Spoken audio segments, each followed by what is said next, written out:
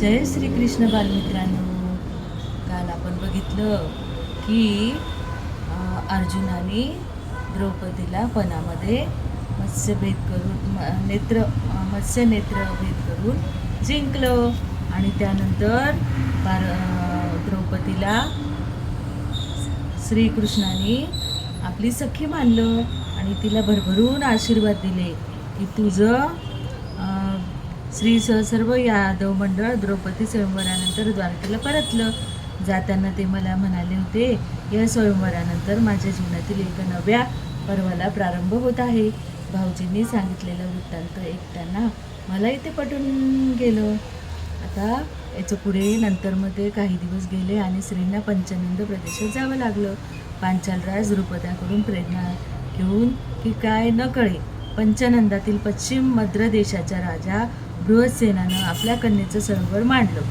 तिचं नाव होतं लक्ष्मणा, पण तोच होता द्रौपदीच्या संवरासारखा जलातील प्रतिबिंबाचा वेध घेऊन छतातील मत्स्याचा नेत्रभेद करावा. वाहिक आणि मद्र देश लगतच होते. या स्वयंवराचं आमंत्रणही द्वारकेत येऊन धडकलं. ब्रह्मावर्त, कुरु, जांगल आणि मध्य देश यांना लागून असलेला पंचनंद राजकीय दृष्ट्या फार महत्त्वाचा होता. वसुदेव बाबांची एक भगिनी श्रुतिकीर्ती देवी याच प्रदेशात केकयाधिपती महाराज दृष्टकेतू यांना दिलेली होती. मद्राचं राजनगर होतं शाकल्यनगर. केकेयांची राजनगरी होती. गिरजक ही वसली होती. इरावती नदी किनारी शाकलनगरी वसली होती. चंद्रभागा नदी किनारी श्रींच्या गरुडध्वज रथातील त्यांचा आवडता अश्व शैब्य याच प्रदेशातील चंद्रभागा इरावती नद्याच्या खोऱ्यातून दारुकानं शोधून निवडून आणला होता. आणि मग श्री उठले आणि यावेळी ते फारच थोडं बोलले. म्हणाले, माझा प्रिय यादववीर हो, महाराजांची आज्ञा शिरसावद्य मानून मी अवश्य शाकलनगराला जाणार आहे. बलराम दादासह तुम्ही सर्वांनी कसलाही विक्षेप मनी न ठेवता माझ्यासह अवश्य यावं. मी जाणार आहे तो पंचनंदातील संग्रामशील योद्धे डोळ्यासमोर ठेवून एका दूरदृष्टीच्या कार्यासाठी. महाराजांच्या प्रिय भगिनींचा श्रुत कीर्ती आतेचा क्षेम समाचारही मी त्यांच्या चरणी आल्यानंतर अर्पण करील. सुधर्मा सभेच्या यादवांनी सामूहिक पाठिंबा म्हणून एकमुखानं त्यांचा जय जयकार केला. वसुदेव पुत्र द्वारकाधीश समस्त यादव नायक श्रीकृष्ण महाराज जयस्तू जयस्तू करत ते कुठे गेले तर पण जिंकायला रैवर्तक पर्वताचा पायथा धरून मागून पडाव टाकत ते अबुर्द पर्वताच्या पायथ्याशी आले. आणि मत्स्य जनपदाच्या सीमेत मात्र उलट घडलं. श्रींनी उद्धव भाऊजी करवी अमात्यांना आपल्या शिबिरात पाचारण करून त्यांना आज्ञा केली. उद्धवा अमात्यासह उपहाराची 2 तपके भरून दिली आणि शाकल्यनगराहून परतलेल्या अग्रदूतांना खडानखडा वार्ता श्रीसमोर ठेवली. मात्र कन्या लक्ष्मणीच्या स्वयंवराची जय्यत तयारी झाली आहे. या पणात भाग घेण्यासाठी मगधराज जरासंध अंबष्टराजसह येणार आहे. आपल्या 4 बंधूसह धनुर्धर अर्जुनही येणार आहे. आणि श्री पण तिथे गेले. आणि श्रींनी आधीच ठरवलं होतं की द्रौपदी स्वयंवरात जमलेले सगळे जवळजवळ सर्वच राजे आले होते आणि श्रींनी यावेळेस कोणालाच चान्स नाही दिला. सगळ्यात प्रथम ते त्या जलपुरुष त्या जिथे धनुष्यबाण ठेवला होता तिथे गेले आणि त्यांनी तिथे तो बाण उचलला आणि मत्स्यभेद करणार तेव्हा त्यांच्या लक्षात आलं. आणि मग तेव्हा परत त्यांनी तो धनुष्यबाण आदराने खाली ठेवला. आपला मोरपंखी मुकुट काढला, त्यातलं मोरपीस त्यांनी तिथे ठेवलं, खाली ठेवलं आणि परत तो मुकुट आपल्या डोक्यात घातला. आणि श्रींनी इंद्रधनुष्य हलकेच खाली ठेवलं. आपल्या मस्तकीचा सुवर्णी किरीट तसाच खाली उतरवला. शनिक मांडीवर टेकवला.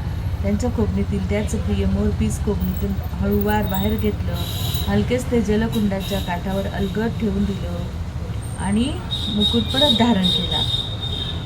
प्रत्यंच्यात आणून त्यांनी सूचीबाण केव्हा चढवला, वक्ष श्वासानं केव्हा भरून घेतलं, सूचीबाणाचं प्रक्षेपण केव्हा केलं, मत्स्यनेत्र भेद अचूक केव्हा व कसा साधला हे कुणालाच काहीही कळलं नाही. मत्स्ययंत्र थांबलं तेव्हा अविरत टाळ्यांचा कडकडाट झाला. पाठोपाठ एकच एक जयनाथ. आर्यवर्तातील सर्वश्रेष्ठ अजिंक्य धनुर्धर, शारंगधर, द्वारकाधीश, मद्रकन्या, लक्ष्मणापती, श्रीकृष्ण महाराज जयस्तु जयस्तु असा धुमधुमला आणि हवेत उत्तरीय आणि हात उठवीत असंख्य मद्र देशवासी जलकुंडाकडे अभिनंदनासाठी धावले. त्याच्यामध्ये पांडव पण धावले.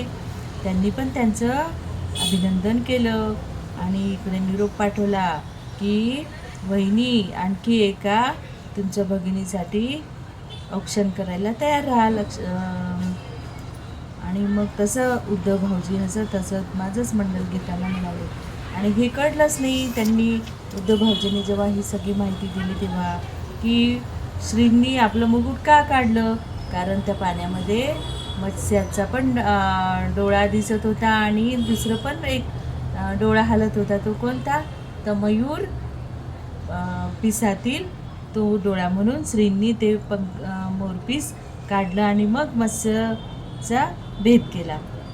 मोरपिसाचं प्रतिबिंब एकसारखं हिंदोळत फडफडत नेत्रभेदाचा आड येत होतं, म्हणून त्यांनी ते उतरवून नंतर परत आपल्या मोरपिसामध्ये श्रींनी अडवून गेलं नाही. तर अशी स्वयंवर मंडपात ज्येष्ठ पांडव युधिष्ठिराला सांगितल्याप्रमाणे श्री निघाले आत्याबाई कुंती देवीच्या भेटीसाठी. शाकल नगराच्या सीमेवरून पांडवांच्या शिबिरात आले. बलराम भाऊजी, दोन्ही सेनापती, अमात्य, यशुमान, देवव्रत असे यादववीर होते. आत्याबाई कुंतीदेवी आणि नूतन सूचना द्रौपदीसह श्रींच्या स्वागतासाठी समोर आल्या. पाठीशी वीर पांडवांचं पंचक होतंच. श्रींनी आत्याबाईंच्या क्षेमकुशलाची विचारणा करून त्यांची चरणधूळ मस्तकी घेतली. मद्राच्या चंद्रभागेच्या तीरावरच्या त्या शिबिरात मग पांडव माता सखी यांच्याशी श्रींची विशेष बैठक झाली. त्या बैठकीचा प्रमुख विषय होता तो हस्तिनापूरच्या कुरुराज्यातील पांडवाच्या न्याय अधिकाराचा. हस्तिनापूरचं राज्य वंशपरंपरेनं सम्राट पांडूचं होतं. आपल्याला हे गोष्ट सगळ्यांना माहितीच आहे की पांडवांचं राज्य हे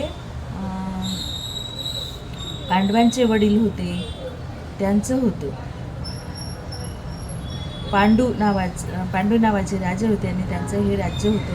पण त्यांना किंदम ऋषींचा शाप झाल्यामुळे त्यांनी वनवास पत्करला आणि वनवासामध्ये हे पाची पांडवांचा कुंती भोज राजाचे इथे असताना दुर्वास ऋषींची खूप सेवा केलेली होती आणि ती सेवा पाहून दुर्वास ऋषींनी तिला पाच वर दिले होते. पंचदेवापासून तिला हे 5 पुत्र झालेले आहेत. पहिला कर्ण आहे. कर्णाला तिने अश्वनदीमध्ये सोडलं होतं कारण की तो लग्नाच्या आधी कौमारी अवस्थेत झाला होता.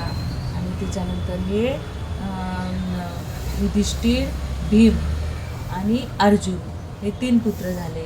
पण तिची जी लहानी पांडूची जी लहानी पत्नी होती मांद्री, तिला भूल नव्हतं आणि म्हणून मग तिने 2 पुत्राचं पाणी तिच्या हातावर सोडलं आणि तिने ते मंत्रून तिला हे नकुल सहदेव हे 2 पुत्र झाले. असे हे 5 पांडव. आणि हे पांडव जेव्हा मोठे झाले आणि जेव्हा पांडुराजा पण या जगाचा निरोप घेऊन गेला तेव्हा ती आपल्या या 5 पांडवासह त्या पर्वतातील, कारण त्या शापामुळे ते वनात राहायला गेले होते पण तो आता शाप पूर्ण झाला होता आणि म्हणून मग ती परत आली हस्तिनापूरला. तेव्हा पितामह भीष्मांनी आणि विदुरांनी तिचं खूप स्वागत केलं आणि त्या पोरांना द्रोणाचार्यांच्या हाती सोपवलं आणि ते द्रोणाचार्याच्या हाती सर्व अस्त्रशस्त्रविद्या शिकत होते. आणि शिकल्यानंतर मग परत त्यांना वारणावतात, आपल्याला तर माहितीच आहे की वारणावतात जाळण्याचा प्रयत्न केला कारण ते होता शकुनी मामा आणि शकुनी मामाला असं वाटत होतं आणि धृतराष्ट्र अंध होता आणि त्याला पुत्रमोह आणि राज्याचा लोभ झाल्यामुळे त्याला असं वाटत होतं की पांडवांनी वनातच राहावं आणि माझ्या पोरांनीच राज्यावर बसावं, कारण मी मोठा आहे. मी अंध असल्यामुळे मी राज्यकारभार सांभाळू नाही शकलो, पण पांडूच्या शापामुळे मी राजगादीवर बसलो. आता माझा मुलगा पण मोठा आहे आणि तो सुदृढ आहे, त्यांनीच राज्याभिषेक करावा आणि त्यालाच राज्यावर बसवावं. आणि ही मोह आशा त्याला सतत होती. बघल्या तो खूप गोड गोड बोलत होता पांडवांसोबत, कुंती मातेसोबत, आणि आतून त्याचे षडयंत्र चालत होते. ते षडयंत्र म्हणजे शकुनी मामा आणि त्याचे ते मंत्री. तर त्याच्यामध्ये सतर्क राहून विदूर आणि पितामह भीष्मांनी प्रत्येक त्याची वारणा टाकली. तिथून त्यांना सुखरूप सोडलं. त्याच्यानंतर ते ब्राह्मण वेशामध्ये द्रुपदाच्या राज्यातच प्रकट झाले आणि त्यांनी तो पण जिंकला आणि द्रौपदीला स्वयंवरात जिंकून ते परत आले. पण मग आता काय, आता यांना न्याय मिळाला पाहिजे, काहीतरी राज्यकारभार यांच्या हातात आला पाहिजे. म्हणून श्रीकृष्ण, 5 पांडव सगळे हे हस्तिनापुराला जातात आणि हस्तिनापूरला गेल्यानंतर ते सांगतात की पांडवांवर जो अन्याय झाला आहे ते न्याय देण्यासाठी इथे त्यांना न्याय मिळावा म्हणून सगळी सभा भरवल्या गेली. आणि रात्रभर विदुराच्या घरी यांचं बोलणं झालं आणि कुंती मातेनी पण सांगितलं की कृष्णा, तू म्हणशील तसं आम्हाला मान्य आहे.